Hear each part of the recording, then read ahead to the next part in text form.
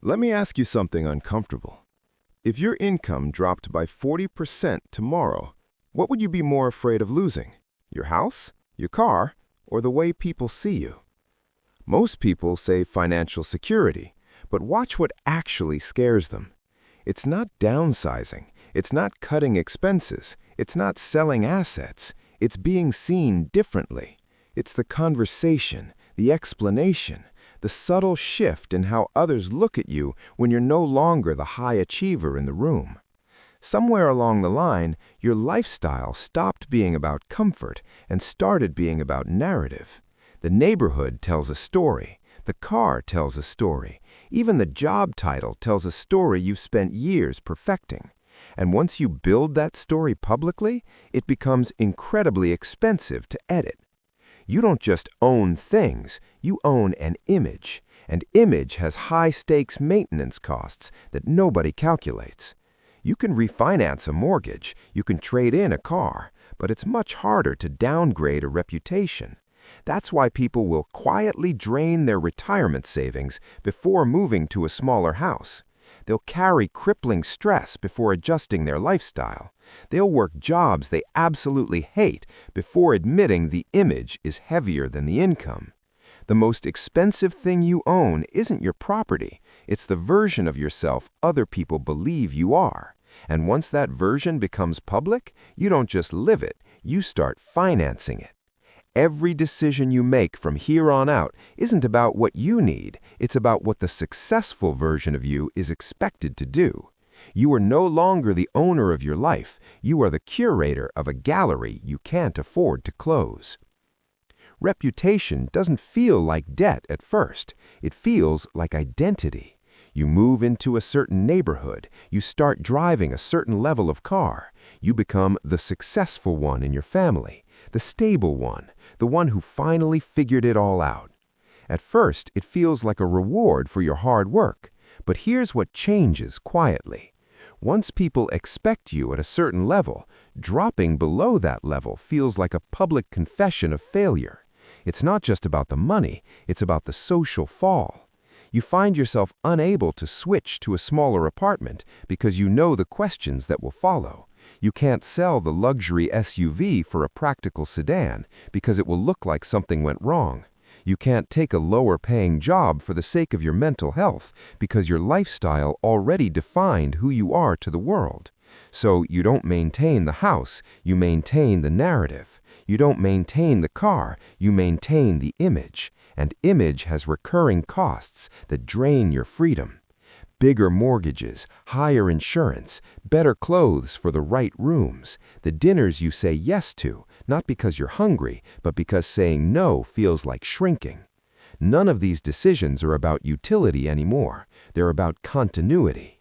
Once your reputation rises, protecting it feels safer than resizing it, even if the price is your peace of mind. Your income stops being a path to freedom and becomes a tool for preservation. You're not earning to build a future, you're earning to sustain a perception, and perception is the most expensive liability you will ever carry. There's a rule that almost nobody admits they live by. I can't go backwards, not financially, not visibly, not in the eyes of my peers. Let's put some brutal numbers to that psychological prison. Imagine someone earning $140,000 a year. They move into a $4,000 a month lifestyle. Nice house, private school, travel twice a year. Everything is technically affordable until the income drops to $100,000. Still good money, still above average, but now the math doesn't work. They could downsize, they could move, they could adjust, but that would mean explaining the change to their circle. It would mean a visible decline in status. And to the human brain, social dissent feels like a physical threat. So instead of adjusting, they dip into savings. They carry credit card balances. They delay investing for their future. They take on massive internal stress and work longer hours just to avoid one awkward conversation at a Saturday barbecue. Here is the math they ignore. If that person had downsized and freed up $1,500 a month and invested that at 8% for 20 years, they would have roughly $900,000. Instead, they spent that $1,000,000 protecting an image for people who aren't even paying their bills. Psychologically, losing status hurts more than losing money. We will endure financial pressure for a decade just to avoid being seen as declining for a day. Reputation stops being a reflection of success and becomes the very thing that prevents it. Reputation used to be local. It lived in your immediate neighborhood, your workplace, or your family circle. But today, reputation is global and permanent. It lives in the cloud. Every promotion gets posted. Every vacation gets documented in high definition. Every upgrade is displayed for the world to see. You don't just live your life anymore, you archive it. And once it's archived, it becomes terrifyingly hard to change direction, because now there is evidence of who you were. If you downgrade your lifestyle, people don't just notice, they compare. They ask, "What happened? Is everything okay? Why did they move?" Even when the move is strategic, even when it's the smartest financial decision you've ever made, it feels like a retreat. Social media didn't create this financial pressure, but it amplified it 1,000 times. Reputation isn't just something you feel, it's something you broadcast. The more public the image becomes, the more expensive it feels to alter.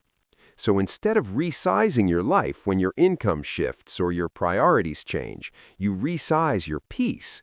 You absorb the pressure quietly. You tell yourself it's temporary. You convince yourself the next raise will fix the gap.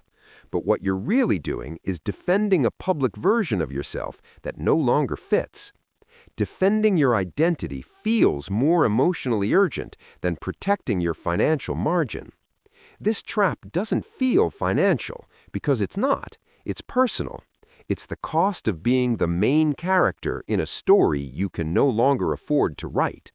There is a kind of debt that never appears on a bank statement. I call it emotional debt. It accumulates when your lifestyle and your income stop moving in sync, but your identity refuses to acknowledge the gap. You wake up tired, not because of the hours you worked, but because your life requires a constant, exhausting output just to maintain the image. You say yes to expenses you secretly resent. You stay in environments that stretch you too thin. You tolerate stress that doesn't align with who you actually are anymore. And the strangest part? From the outside, you look more successful than ever. That is the ultimate paradox.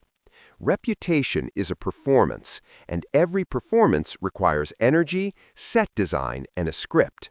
But your energy is finite. When too much of it goes toward maintaining how things look, there is nothing left for building how things actually feel. People begin to resent the very lifestyle they worked so hard to create. Not because the house is bad or the car is old, but because the obligation to keep them is heavy. Heavy isn't a dollar amount. It's the weight of being the successful one every single day without a break. This is emotional debt, and unlike a mortgage, you can't refinance it. You internalize it. It shows up as irritability, as a lack of presence with your family, as a low-level anxiety that won't go away. You are paying for your reputation with your soul, and the interest rate is killing you. Here's the shift almost nobody talks about because it feels like a defeat. It takes significantly more courage to downsize than it does to upgrade. Upgrading earns you instant applause. It's a public signal of victory that everyone understands. Downsizing, however, earns you questions, whispers, and pity. Upgrading looks like growth. Downsizing looks like a desperate retreat. But that cultural assumption is completely backward. In reality, downsizing is often the most aggressive and intelligent strategic move available. It is the act of reclaiming your life from the audience. The people who quietly build long-term, indestructible stability aren't obsessed with looking successful to strangers. They are obsessed with being flexible for themselves. They understand a subtle truth that most miss. Reputation is an external liability, but margin is an internal asset. Internal stability beats external approval every single time the market shifts or life throws a curveball. Resizing your life doesn't mean you failed the game. It means you're choosing sustainability over a tiring performance. It means you are choosing future freedom over present perception. Think about the relief of waking up in a house you can easily afford, driving a car that doesn't demand a percentage of your soul every month, and having no image left to defend. Once you stop trying to protect a ghost, you start building something much more valuable: optionality. Not the hollow ability to impress a room, but the genuine power to choose your next move without fear. That is when money stops being a source of validation and starts being a tool for total control over your own time. Imagine two people, both earning $130,000 a year, same income, same city, same starting point. Person A upgrades consistently as their career progresses: bigger house in a better zip code, newer luxury SUV every 3 years, private school tuition that stretches them, and visible, documented growth. From the outside, Person A is the definition of the American dream. They look ahead. Person B pauses. They keep the modest house they bought years ago. They drive the paid-off car until the engine gives up. They redirect every potential upgrade into invisible investments. 10 years pass. From the outside, Person A looked like the winner the entire time. But from the inside, they were sprinting just to maintain the pace of their own reputation. They are one bad quarter away from a total collapse of the narrative. Person B looked stagnant, maybe even cautious or cheap to their peers, but their fixed costs never expanded beyond their comfort zone. Now fast forward another 10 years. Person A earns more than ever, but they're trapped. They can't step back, they can't take a sabbatical, and they can't pivot careers because too much reputation is attached to the high-burn lifestyle. They are a slave to their own success. Person B, they have reached the point where they can reduce their hours, switch to a lower-stress career, or take a year off to travel without asking for anyone's permission, because their life was built to flex, not to impress. Same income, but a completely different architectural design. One financed an image, the other financed freedom. The only difference wasn't intelligence, it was the tolerance for looking less successful in the short term to be truly powerful in the long term. Here is something uncomfortable that explains why you feel so stuck. The human brain processes social loss and status decline in the same area it processes physical pain. Status decline feels like a literal threat to your survival. So when your income drops or your business pivots, the panic you feel isn't always about hunger or homelessness. It's about visibility. The haunting question, "What will people think?" drives more financial ruin than almost any bad investment ever could. People will endure unbelievable levels of internal agony just to avoid one visible downgrade. They will accept higher stress, longer hours away from their families, soul-crushing debt, and the total suspension of their retirement contributions, all to avoid one awkward conversation about why they moved or why they sold the car. Because status loss feels immediate, sharp, and public, while financial erosion feels slow, invisible, and private. The brain is a survival machine, and it prioritizes immediate threats over distant ones. That is why someone will protect a $4,000 a month lifestyle with their life, while quietly sacrificing the margin that would have made them a millionaire in 10 years. They aren't being stupid or irrational, they are being human. Their reputation feels like their skin, and they don't want to be flayed in front of their peers. But here is the cost. By defending what feels immediate, you are surrendering what is permanent. That defense becomes the most expensive habit you will ever have, and it's a habit that thrives in the dark until you name it. Here is the ultimate inversion. Real financial strength is almost always invisible. It is quiet. It is the ability to reduce your expenses without a shred of fear. It is the ability to say no to prestige upgrades without a hint of insecurity. It is the power to pivot your entire career because you aren't anchored to a reputation you can't afford. None of this photographs well for social media. None of it gets a round of applause at a dinner party, but it creates something that status can never provide: breathing room.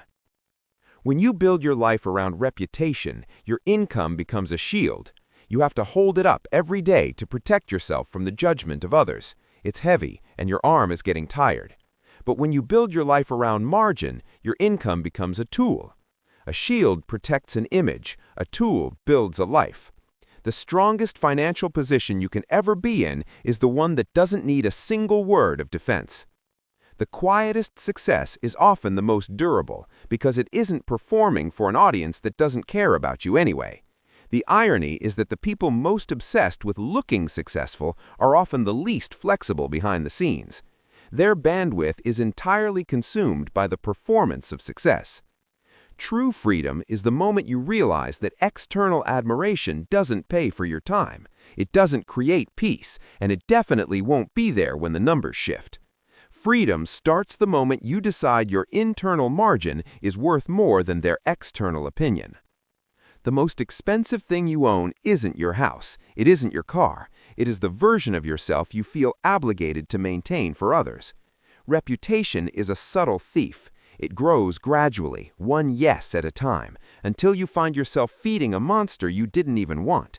You feed it with upgrades, exhausted weekends, and income you can no longer afford to lose because the image became the priority. But here is the shift that changes your life. You are allowed to resize. You are allowed to redefine success privately. You are allowed to choose flexibility over applause. Because optionality, the ability to pivot, to pause, and to actually breathe, is infinitely more valuable than a stranger's admiration. Admiration won't buy you a Tuesday afternoon off with your kids. Admiration won't protect your nervous system when the market crashes. Margin will. If this resonated with the weight you've been carrying, subscribe. Not for hustle hype or get-rich fantasies, but for clarity. We're here to dismantle the invisible financial traps that aren't mathematical but deeply psychological. Once you see these traps clearly, you stop financing an image that doesn't love you back, and you start building a foundation of freedom. You stop being the guardian of a narrative and start being the architect of your own time. And that, my friend, is where real wealth actually begins. It starts with the silence of a life that no longer needs to prove anything to anyone.